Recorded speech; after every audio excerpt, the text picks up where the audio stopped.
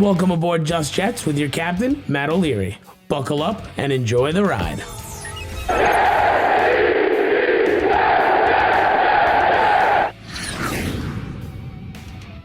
Hello and welcome to episode number 72 of Just Jets. What's going on? I am Matt O'Leary, going to be hanging out with you talking New York Jets football.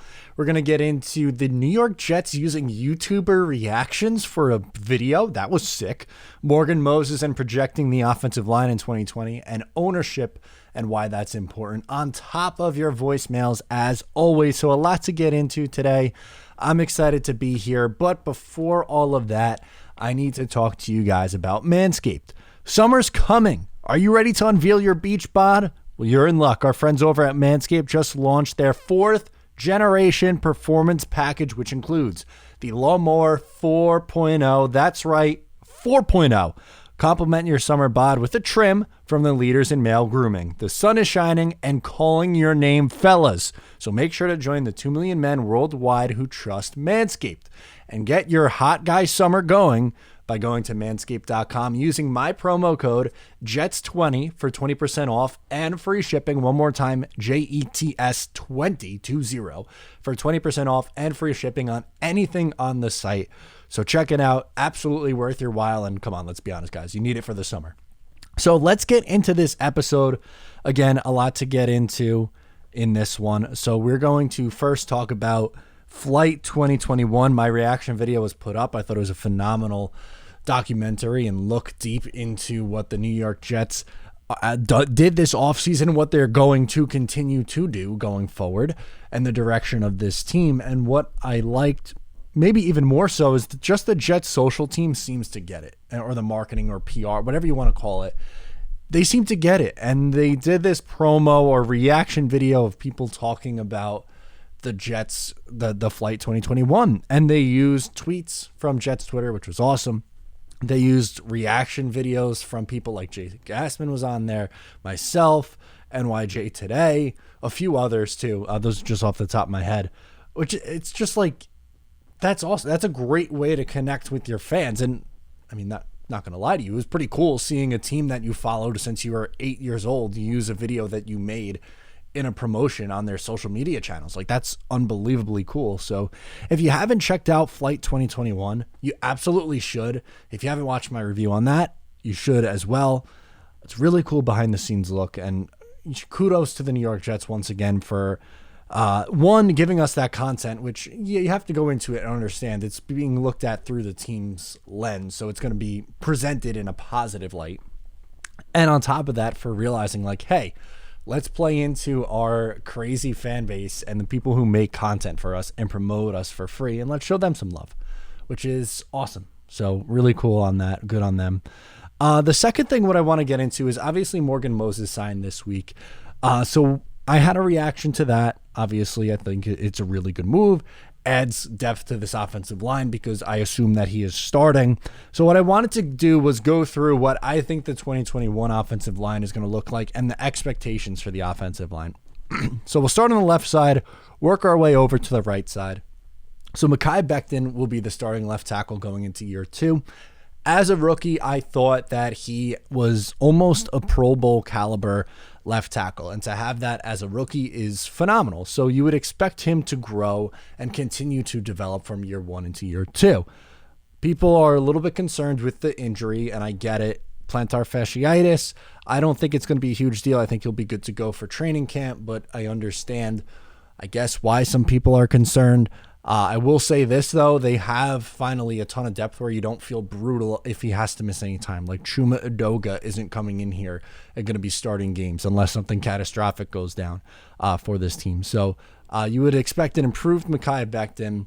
Left guard, a massive improvement with Elijah Vera Tucker being plugged in. Like, he is someone who I think could be a Pro Bowl caliber player from year 1. Like, it's not, in a couple years down the line, maybe he'll be a Pro Bowler. No, I think he could be that good right away. And for the Jets to be able to move up and grab him, still love that move. Forget the haters who said the Jets gave up too much. They don't know what they're talking about, frankly, because this kid is going to be something special, and I am extremely, extremely excited to watch Elijah Vera Tucker and Mekhi Becton on the left side for a very long time. At center, you're going to have Conor Mcgovern. And honestly, I think people are sleeping on Conor Mcgovern a little bit. I know he wasn't great in 2020, but he had really not so great guard play next to him. Alex Lewis and Greg Van Roten were the two guards. And even Pat Elfline or F-line, or however you say his name, on the other side for a little bit there when there was some injuries towards the end of the year. I would definitely think we see a rebound year from McGovern. Now, I'm not saying he's going to be a top 10 center in the league, but I think you could be a solid starter, which is all you really ask. And if you get that, then I think you'll be in pretty good shape. I'm going to skip over right guard for a second and come back to it because let's talk about Moses at right tackle. I think that's a given. He's a clear upgrade over George Fant, and that's fine. Fant was, a pretty good starter, but when you're given the opportunity, or when an opportunity presents itself, rather, at this time of year in June, almost July, and you have a starting caliber right tackle and a damn good one hit the open market, you make that move. And I love that the Jets and Joe Douglas in particular is not making the same mistakes that they made with Sam Darnold and not putting a good enough supporting cast around him, whether it be the offensive line or the weapons on top of that. So kudos to the New York Jets for realizing their issues and continuing to attack those issues aggressively. So Moses slots in at right tackle. At right guard, I think this one is going to be more of a competition, the only one that's up in the air. And to me, the three guys who are competing for this spot are Greg Van Roten, Alex Lewis, and Cam Clark. Cam Clark did not dress for a game last year as a rookie. I'm rooting for Cam, but I think it's an uphill battle for him. To me, I think it's going to be Greg Van Roten, and I think Alex Lewis has potentially could be cut, or they could use him as a depth piece maybe, but I think you might be able to afford to move on if you want to address another area, because you still have to sign Wilson, you still have to sign Elijah Vera Tucker, and you still have to sign Elijah Moore as well. So if you want to sign those three guys and maybe add another position and move on from Alex Lewis, you can. If not, then don't cut him just to cut him, obviously. But I'm saying you could potentially, if need be, cut him and address another position with that money. But moral of the story, the Jets have depth, and what that allows George Fant to do, become a swing tackle, play in the tight end role, not as going out to catch, but in a blocking tight end role. We saw him do that in Seattle, so maybe he goes back and does that a little bit in 2021. The point here is the Jets have some depth on the offensive line, and I think they have the potential to be a top 20 unit, which is something that seemed out of the realm of possibility going into this offseason because of all they had to do. They had pretty much Mekhi Becton and an okay center in Conor McGovern, and then they went out and drafted a really good left tackle. They went out and signed late, but signed a very good right tackle. So right guard's really the only spot on this offensive line where I'm a little bit iffy on. Everything else I think is pretty solid. So that's my take on Morgan Moses and just the offensive line in general. The last thing I want to talk about is ownership. And you might be saying, well, why is Matt bringing up ownership? Well, I'm going to get up on my soapbox for a second, and you'll see it's going to loop back in. It'll make sense in a second. So if you guys don't know, I don't only cover the New York Jets. I cover the Islanders for a website called Eyes on Isles. So I've been very busy the last couple of months covering the Islanders playoff run. And why I'm talking about this now on this channel is because I know I made a video about it, I think a couple months ago at this point, saying that I would like the Jets to be like the Knicks and the Islanders. But the reason why I'm bringing it up again is, yes, their run just came to an end. So I will be doing more Jets content right now, which is a positive for you guys on the channel. But it brought me to think, like, the last time the Jets were competitive was a decade ago, pretty much. Yeah, you had the outlier 2015 year, but every other year they've been 500 or worse. They only have one winning record from 2011 through 2020. And ironically, I think you could point or compare the two teams and where they were to how quickly that changed. So if you don't know, which is fine, I'll elaborate on why you could compare these two teams. If you do, it's going to be a bit of a history lesson that you already know for a second here, but just stick with me. So New York Jets, as we know, last 10 years, not good. For the Islanders, from the mid-90s through 2015, very shaky, bad ownership, left bad people in charge. They had two brutal general managers who they let in charge for a really long time, and they made a bunch of moves that hamstrung them in terms of trading away high-end draft picks for veterans that just didn't work out, using high-end draft picks on busts. It was just not good situation, and it started from the top with ownership. One of their owners ended up in jail, John Spano. So go look that up if you need more of a history lesson on that one. But the point is, they got a new owner in 2015 going into 2016. And from there, what they were able to do is, yes, they kept Garth Snow, who was a bad general manager at the time, for a year or two, and they evaluated the situation. But what they did was they said, okay, we don't know a lot about hockey. What we do know is that this guy isn't working out. So let's hire someone to run the hockey operations. They hired Lou Lamoriello, who won 3 Stanley Cups with the New Jersey Devils and helped turn around the Toronto Maple Leafs, and then in turn hired Barry Trotz to be the coach, who was coming fresh off a Stanley Cup victory. Now, I'm trying to think of what a good comparison of that would be. I guess, in a way, like bringing in Bill Parcells for the New York Jets, except think of it as, bringing him in as a general manager and them hiring a coach who is fresh off a Super Bowl and who has had success elsewhere. So, like an Andy Reid caliber coach, like that's how highly Barry Trotz is thought of in that league. You can make that comparison. What I'm confident in with getting this back to the Jets is their ownership seems to be getting less involved, which that is what I wanted to bring this to. And it brings me back to Flight 2021 as well. If you give the keys to Joe Douglas and he hires a guy in Robert Saleh who you trust, and they build this thing up the right way, there's no reason that this can't be a team like the Islanders in a few years down the line, getting the infrastructure right. And all the owners are being asked to do is provide the resources for the team. Provide them with the cash and the opportunity. Don't get involved. Don't ask to trade for Tim Tebow. Don't get involved and say you got to sign Le'Veon Bell or you got to keep this quarterback. No. Step back. Let the guys who know football run the show, and let the coaches that you hire make the decision. And them not having that weird reporting structure is really a big deal. And I've talked about it a lot on this channel, and that's really why, is because it's never a good idea when your ownership is getting involved at the level that the Johnsons were for a really long time. And if they get less involved and let the guys they hire do their jobs, they too can be on the path to success. So while you might think it's been, doom and gloom, been bad for a decade, well, let me tell you about this other team that I root for and this other team that I cover, and how they were, for lack of a better term, a dumpster fire for about 20 years. Well, they are fresh off back-to-back semi-final appearances. It wasn't a conference final this year because it was weird divisions because of COVID. But essentially, they went to their version of a conference championship twice in a row. And they're in a good position to do that, or maybe more, again this upcoming year in 2021-22. So it's not over. It doesn't have to be doom and gloom forever. And for the Jet fans who are very much so doom and gloom and don't see the light at the end of the tunnel, I'm trying to show with another opportunity, or another team rather, in this city that took their opportunity and ran with it, why it doesn't always have to be that way. There is a chance, even if you've been burned a million times before, there's a chance that they could turn it around. That's my little rant. Sorry I had to bring the Islanders into it.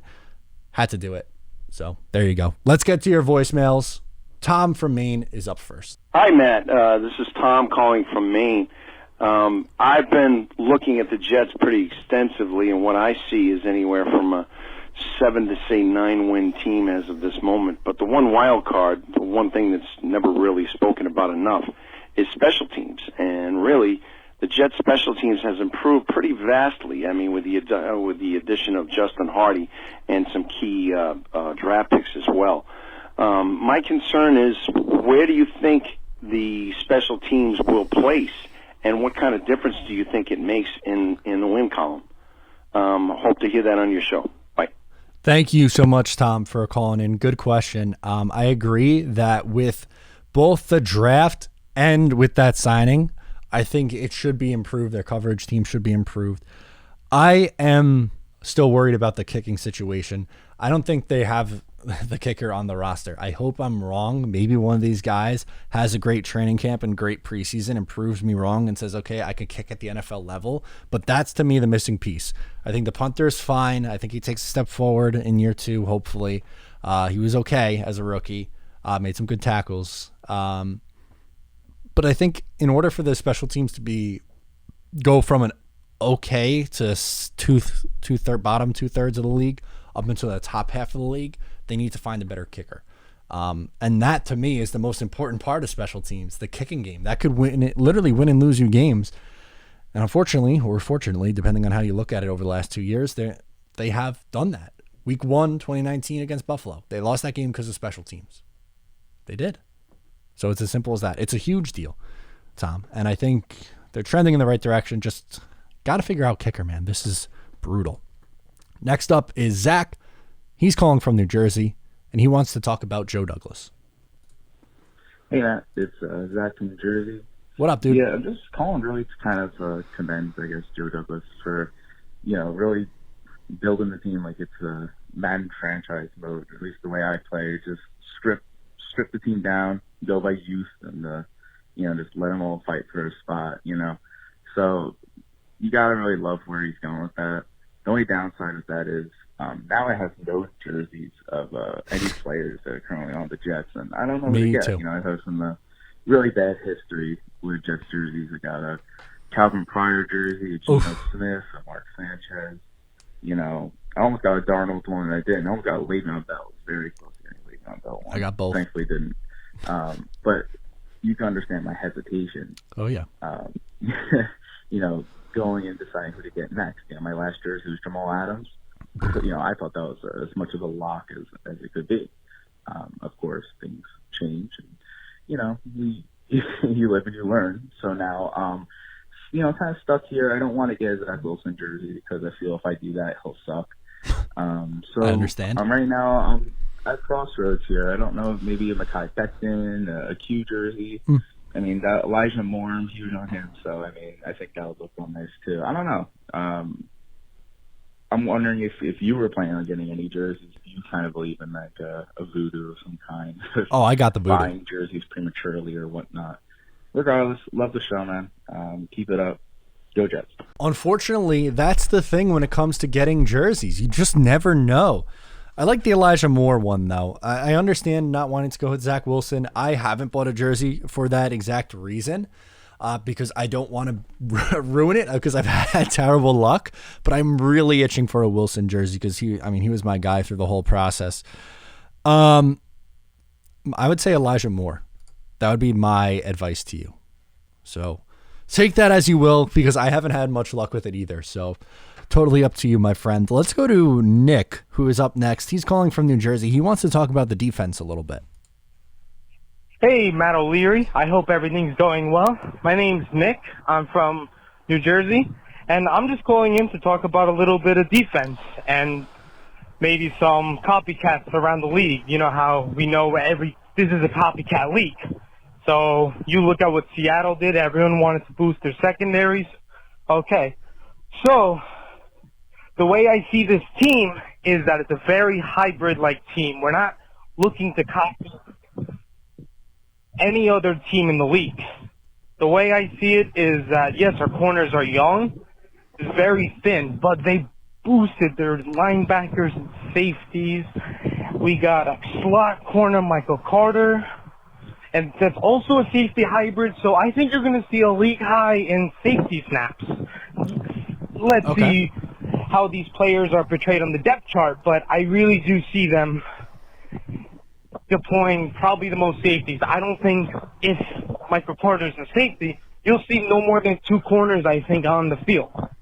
Unless they want to mix in, another corner like Lamar Jackson or Guidry in there if they want an extra slot. But I really do believe that we're going to see a lot more corners. I don't think you're going to see guys like Pinnock this year. I think a lot of those guys, but we'll see a lot of Nigel Dean. And I'm very excited. I'm going to see a lot of blitzing. We picked up a Jamal Adams for nothing. So, makes me happy he's holding out, and we're sitting here with loads of young talent. I can't wait to hear what you think. I think our defense is going to be on fire. That's not even talking about the pass rush. So, sorry, I try to fit in a lot in. It's a lot with this defense. Let me know what style you think we're going to play this year.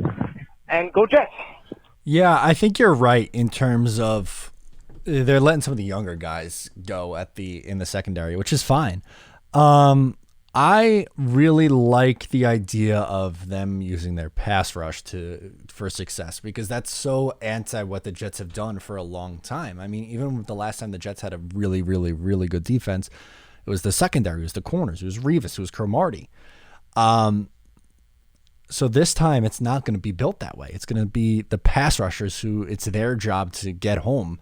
And if that's the case, and we heard Robert Saleh and Ulbrich really talk about this on that documentary, was they're going to really rely on the pass rushers to get after the quarterback and to make life easier on these corners. And I think with this group that we've seen in here so far, assuming there's no changes, then yeah, that's going to be huge for this team. So I'm excited for Carl Lawson, Quinn Williams, those two guys specifically getting after the quarterback. I think is going to be loads of fun. And don't sleep on Vinny Curry, man. I know he's just going to be in a rotational role, which is fine, but he is still a really efficient pass rusher. So next up, Travis is calling in from Ohio. He's got some thoughts. Let's hear from Travis. Hey, Matt. Yo. Travis from Ohio. Hey, buddy. Another thing just kind of hit me this week with all the BS about talking about our secondary, especially corners. Last time we had any decent corners was Revis and Cromartie, round 2 in 2015 when we went 10-6. And those guys had to go up against Brandon Marshall, Eric Decker, and a healthy Quincy Enunwa every practice. Like, that was the last time we had good receivers, too. So, my theory here is, and hopefully it works, and we go undefeated and win a Super Bowl, is now that we actually have some good receivers, that's going to push our corners in practice, because they're going to see more looks and have to push themselves, and we got so many guys in there, young guys, and the competition that they're going to have to get playing time, because they're fighting for contracts, because they're mostly on rookie contracts.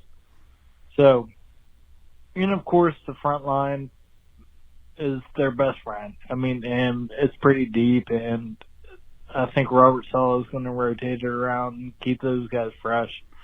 So if we got somewhat of a pass rush, which, Christ, we haven't had forever, then, hey, these guys, we might see something out of this group. And I like it. I mean, why ever pay for somebody left over from that no other team wanted right now in free agency anyway? So let me know what you think. Just occurred to me. Go Jets. Love you. Bye. Thank you, Travis. Appreciate the call as always. And I love that these calls are back to back, because it's kind of on the same theme. They are very much so, you're right, they're very much so going to rely on the pass rush to do the job. And it should, in theory, make life a little bit easier on the corners. And, you know, I'll be honest, I'm really excited about Bryce Hall. I think I liked what I saw from him in year 1. I thought it was good value where they got him. He's someone who I thought was going to go a lot earlier. And even Lamar Jackson was someone who I thought was, you know, draftable player, someone who would go in like maybe the 6th round or something like that. So supposedly they like the guy Dunn too. They paid him a ton of money for an undrafted free agent. So they like this group. At this point, I'd be surprised if they bring in a veteran. So it's a little scary. It's a little bit risky, but in a year where you're not supposed to be competing for anything, give them the reps. Why not? Thank you, Travis. Again, let's go to Ali calling in from upstate New York. He wants to talk about Flight and why he liked it. What's going on, Matt? It's Ali from upstate New York. What up? Long time listener. You know, I've called in before. I just want to say I was watching those episodes, the Flight Connection, that the Jets posted, about 4 episodes. And I just wanted to talk to you about, you know, what I've seen and observed in the episodes. I see a lot of culture difference.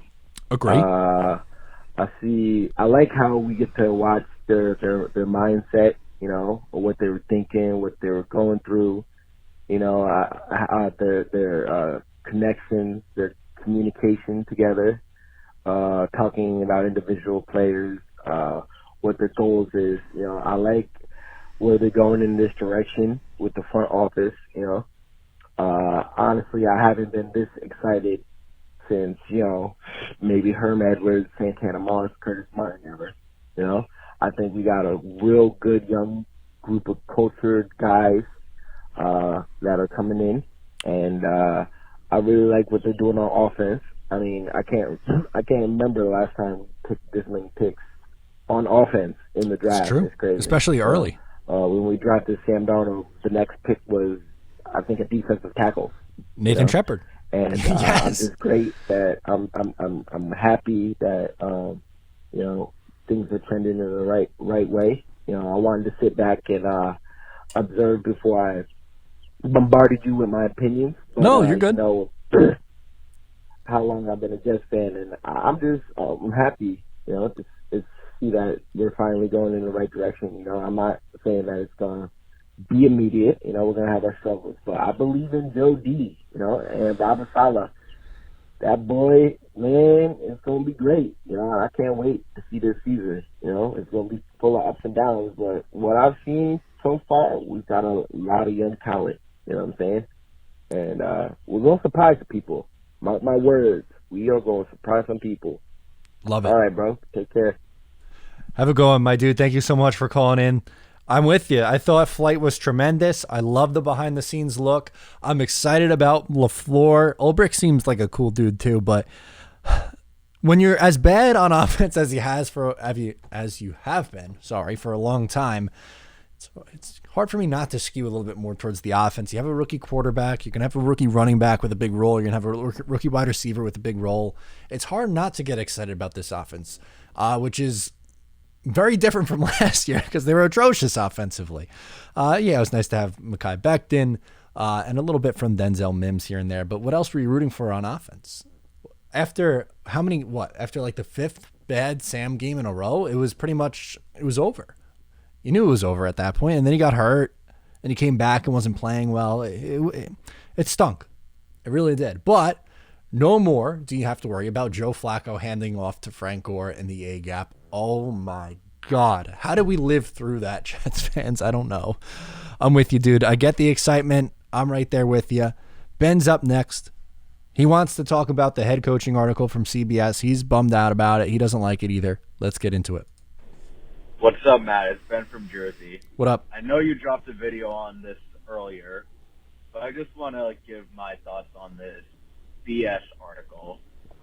It's the CBS article that's ranking the rookie head coaches, and they had Robert Saleh at 6, which is just absolutely disgraceful and disgusting.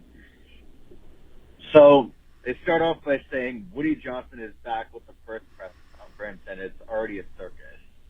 I mean, the guy's been gone for 4 years. I don't really understand the logic behind this.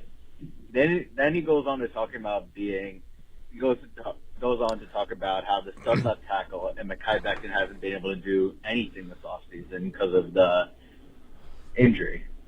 Well, he should be fine. We're hoping he'll be fine, but I don't think that's really anything to do with the coach. Then he Fair point. goes to talking about how the QB looks awful, and he's already caught up in the anti-vaccination. What the hell is that? What does that have to do with the coach? Stop talking about the menial stuff going on, and talk about what he's been doing in camp and stuff like that. And then they just keep going on and talking about how the Johnson family is just like always there for gossip. Nothing good ever goes on. Yeah, and I don't understand how this stuff has to do with Saleh being a bad coach. Like, he's clearly been the best, if not the best, the second best head coach. Like, he's like him and Joe Douglas. Like, you can see the energy is different when he's there. Everyone showed up for the voluntary practices, which is something that you never really see. Because, Everyone wants to play for Salah, and there's reasons like he was pursued by a lot of different teams, like Dan Campbell, who's, I don't know, bite my kneecaps off, wear a helmet to the press conference. I don't know how He's a nut job, dude. Considering Detroit wanted Robert Salah before hiring Campbell. And I'm feeling a number of teams wanted him. I'm pretty sure the Eagles wanted him. Yep. And Nick Sirianni, Mr. Rock, Paper, Scissors between players, is above him. I don't know. It's so I think dumb. that whole list is so stupid. The fact that Urban Meyer is there, literally taking a running back in round 1 to be a third down back. The only one I can maybe understand is Brandon Staley, but even then. So my rankings for Echo should be Salah, Staley, Smith, Urban, Campbell, Sirianni, and Culley. So that's fair. just what I think. Let me know what you think. And as always, go Jets. Yeah, I think your list is pretty fair. I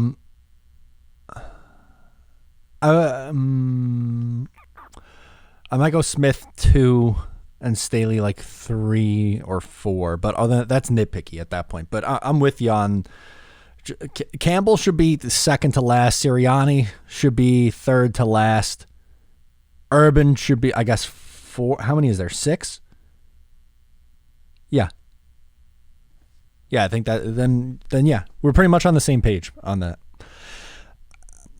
I was heated on it. I made a reaction video. That's it. I don't really have much more to say. I had my piece on it, and we're pretty much in lockstep. So I think, most Jet fans agree with Ben. I don't think you're going to find very many Jet fans who disagree with Ben's take on that. Jeremy in Sacramento's up. He's got 2 calls, actually. Usually I don't play 2, but you'll see why on the second one. Hey, Matt, it's Jeremy from Sacramento. Hey, I don't know if he ever came back, but when I grew up watching the Jets for years and years, there was this guy, Fire Marshal, I think Bill or Fire Marshal Bob, and he used to lead the JETS Jets cheers, and everyone loved him. And he would literally be on NFL Game of the Week, like on the show, like on NBC or CBS. He was always just there whenever they were like outside, the stadium and everything. And then there was a year that it got out that he quit, and he was like pissed off. He was just so frustrated. I was told that he quit and he gave up the season tickets or something like that. He wasn't going to do it anymore. Is he back? I was just wondering if he was back, and if he's not, who's leading? I'm sorry if you could hear that, but who's leading the cheers? And if nobody has that job, how about Matt O'Leary? Oh my God! Could you imagine somebody to lead the JETS Jets cheer? Anyway, just wondering if you knew. Thanks. Okay, so I'll address that in a second. This is the second call. Morgan Moses, baby, yeah. I think I'm gonna need to save that for a drop. And anytime Morgan Moses plays well, I think I'm just gonna Morgan Moses, baby, yeah. play that. Fire Marshal Bill. I know, Jeremy. I with all respect, I know I'm a little younger than you, but I know who you mean by Fire Marshal Bill. That's funny. Is Fireman Ed back? Does anyone know? I don't know. I like the JETS chant. I think it's cool. It's one of the better stadium chants. Is the guy with the hard hat still doing the chant? I think he wears like the number 50 something jersey. Jetman, maybe. I don't know. I don't really go to many games. Maybe once a year I'll go to a game. I don't think they want to put me on TV or on the big screen, rather, leading the Jets chant, because I don't paint my face or wear a hard hat or a helmet. If they want to see someone who probably had a little bit too much to drink in the parking lot and is wearing a jersey of a guy who's not on the team anymore, then yeah, okay, then I'll do it. Sure. Jeremy, you crack me up, my friend. Last one is Kyle from New Jersey. He wants to get into the coaching staff. Hey, Matt, Kyle Smith calling from the Jersey Shore. The last time I called in, I called after the season had ended and before we hired Rob Saleh.